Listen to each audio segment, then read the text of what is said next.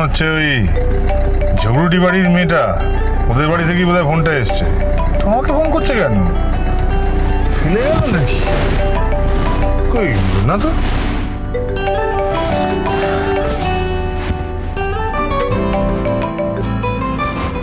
Hello. হ্যাঁ দাদা, আপনি কি ফ্রি আছেন? হ্যাঁ, মানে আসলে আমার দিদিকে একটু বিউটি পার্লারে নিয়ে যাওয়া ছিল, তাই আর কি বলছিলাম। এই পার্লারে যাচ্ছে, চল বসকে বলতে হবে, চল। পার্লারে? হ্যাঁ আসলে বুঝতে পারছি, মানে আগে থেকে বলা ছিল না, কিন্তু দেখুন না যদি একটু হয় আর কি, দেখুন না প্লিজ। আরে পার্লারে গিয়ে কি করবেন? আমি একটা কথা বলি, শুনুন।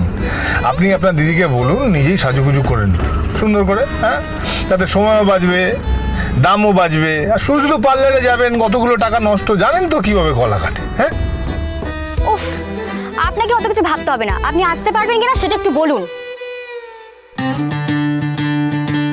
না। মানে আপনি তো সকালে নিয়ে এসেছেন আর জায়গাটাও চেনেন, ওর জন্য আপনাকেই ফোন করলাম। অন্য গাড়ি ডাকতে গেলে তো অনেকটা সময় লাগবে না। দেখুন না যদি একটু হয় আমাদের খুব উপকার হয় দাদা। বেশ ঠিক আছে, যেতে পারি, তবে মিনিট 10 সময় লাগবে। অসুবিধা নেই তো?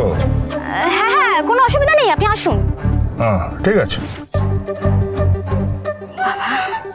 বেশি কথা বলে। কাকিমা তুমি তো বোঝাতে পারতে, বলো মাকে। আমি তুই চুপ কর তো পূজারানী, তুই না একটু বেশি ভাবছিস। আরে বাবা, তোর হবু শাশুড়ি যখন চাইছেন, উনি যেই পার্লারে যেতে বলেছেন, আমাদের তো সেই পার্লারে যাওয়া উচিত নাকি? উনি বলেননি কাকিমা, উনি সবটা আমাদের উপর চাপিয়ে দিয়েছেন, আর এখানেই আমার আপত্তি। আরে আরে দেখ, সব মানুষ তো আর এক ছাঁচে তৈরি হয় না, আর ওনার ধরনটাই ওই রকম। আর শত হলেও উনি তো তোর শাশুড়ি মা নাকি? এখন থেকে কিন্তু সারাটা জীবন ওনার সঙ্গে তোকে ঘর করতে হবে। তাই সংসারে কি সে শান্তি বজায় থাকবে, তোকে কতটা মানিয়ে চলতে হবে, এই সব কিছু কিন্তু তোকেই ভাবতে হবে, বুঝেছিস?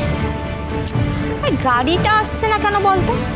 আর রিয়া বলেছিল যে তাড়াতাড়ি চলে আসবে, আমাদেরকে 7 তাড়াতাড়ি একদম ঠেলে পাঠিয়ে দিল। আর এখন দেখ গাড়ি আসার তো নামই নেই। এই গাড়িটা আমাদের? হ্যাঁ কি জানি হবে হয়তো। দেখ না।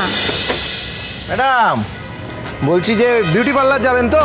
হ্যাঁ চলে আসুন। এই তো 1 মিনিট কাকিমা, আবার কি হলো?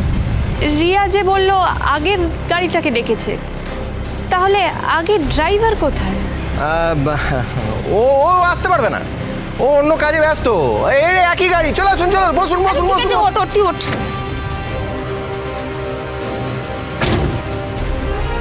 যাকে বাবা, ভালোই হচ্ছে ওই অসভ্য গুন্ডাটা আসেনি, বাঁচা গেছে। নইলে আবার আজ ঠিক কিছু না কিছু করে আমার সাথে ঝামেলাটা লেগেই যেত।